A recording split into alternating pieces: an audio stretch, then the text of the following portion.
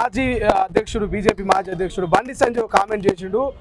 కేసీఆర్ ఖచ్చితంగా కాంగ్రెస్ పార్టీని కులోనికే ప్లాన్ చేస్తున్నాడు. ఆల్రెడీ కోవట్లున్నారు కొంతమంది కాంగ్రెస్ పార్టీలో 6 నెలల ప్రభుత్వం కూలిపోతుంది అనేది వ్యాఖ్యలు చేసిండు. ఆయన ఢిల్లీలో వచ్చి పెట్టి ఉన్న పదవి కూలిపోయిందంటే నేనేం చెప్పాలి? పాపం వాడు తొందర పడతాడు. ఇంత స్పీడ్ అవసరం లేదు అంటే నీ పనే చేసిరు కదా మీ పార్టీలో. మా పని సంగతికి ఎందుకు మొదలు మీరు అడ్జస్ట్మెంట్ చేసుకో, నీ పదవి బాగా చూసుకో. మొన్న అసెంబ్లీలో పడితే అది కూడా ఓడిపోతుంది. ఎందుకు? బండి సంజయ్ మంచివాడే కానీ స్పీడ్ ఎక్కువ ఉన్నది. స్పీడ్ ఎక్కువ ఉండని స్టార్ బీజేపీలో అక్కడ నెక్కర్ పార్టీ ఉన్నది, కట్టే పట్టే పార్టీ, వాళ్ళు ఎవరిని రానియరు. కనుక ఆయన తక్కువ మాట్లాడితే పెట్టు. మా దగ్గర ఇవన్నీ నడవాయి. మా దగ్గర మెజార్టీ ఉంది. ఏ ప్రభుత్వం ఎవడు కూడా ఎన్ని ట్రై చేసినా మా ప్రభుత్వం పడిపోదు.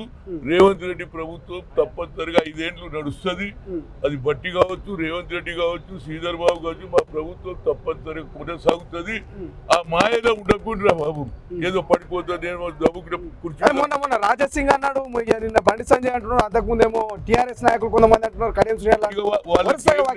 ఆర్ఎస్ఎస్ పద్ధతి అది.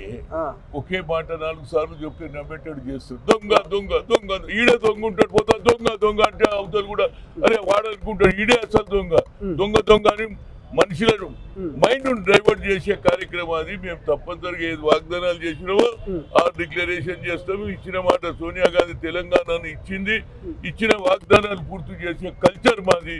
అది తప్పనిసరిగా చేస్తాము. మళ్ళీ ఆ భ్రమంలో ఉండకపోను. తప్పనిసరిగా మీ పార్టీలో ఎందుకు ఓడిపోయినామో అది దాని మీద మీరు చర్చ చేసుకుంటే బాగుండే. మీ ప్రభుత్వం పడిపోతుంది, నేను వచ్చి కూర్చుంటాను. ఎడ కూర్చుంటావు? జగనే లేదు. కాదు, ఇప్పుడు మళ్ళీ ఎంపీగా పోటీ చేస్తామంటారు కదా వీళ్ళు. కేటీఆర్ కావచ్చు, హరీష్ రావు, కేసీఆర్, బండి సంజయ్ లాంటి వాళ్ళ సంగతి చూడండి. ఎవరు పోటీ ప్రజాస్వామ్యం, దాని మీద నేను ఎందుకు? నీ ఇష్టం రాబోయ్ పోటీ చేస్తా అంటే ఎవడో వద్దన్నాడు రాబోయ్. ఓట్లు వేసిన వాళ్ళు ప్రజలు కదా, మరి వేస్తారా తిరస్కరిస్తారా అని చూద్దాం. కానీ వాళ్ళ పర్సనల్ గా మేమే పోటీ చేయదు కూడా వద్దన్నాడు, ఆపిండు. అవి ఇంతకుముందు కూడా పోటీ చేసిండు. 10 ఏళ్ళకి 3వసారి కూడా తిస్రీ బార్ అమారా అన్నాడు, తిస్రా పోయింది. కనుక ఇప్పుడు మళ్ళీ పోటీకి వస్తున్నారు. వాళ్ళు ఎన్ని చేసినా మా 5 ఏళ్ల ప్రభుత్వం కొనసాగుతుంది. ఇప్పుడు ఫైనల్ గా కవితకు ఈడీ హాజరు కావాలని చెప్పేసి ఇక కొంత నోటీస్ కూడా జారీ చేసింది. ఆమె హాజరు కానని క్లియర్ గా చెప్పింది. దాన్ని వాళ్ళు ఏది సిబిఐ వాళ్ళు ఏం చేస్తారో చేస్తారు. వాళ్ళు ఊరుకుంటారా?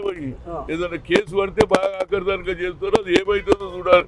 ఆమె ఎందుకు పోతలేదు అనేది వాళ్ళు అడగాలి. నేనేమన్నా అడిగేందుకు? వాళ్ళు నోటీస్ ఇచ్చారు, వాళ్ళు పిలుస్తుంది. ఇవాళ కాకుండా రేపు పోతుంది. వాళ్ళకి జవాబు చెప్పాలి. ఆమె పోకపోతే అది లా ఉన్నది, లా ప్రకారంగా జరుగుతుంది అనేది నా ఉద్దేశం. సో ఇది మొత్తం మీద మాజీ పిసిసి అధ్యక్షులు వి హనుమంతరావు గారు స్పష్టంగా చెప్తున్నారు. సో పార్లమెంట్ ఎన్నికల వేళ కేవలం రాముడి పేరు చెప్పి, రామ మందిరం పేరు చెప్పి రాజకీయాలకు తెరలేపుతుంది బీజేపీ పార్టీ. కానీ ఏది ఏమైనప్పటికీ కూడా వచ్చే పార్లమెంట్ ఎన్నికల్లో మెజార్టీ ఆఫ్ సీట్లు మాయే.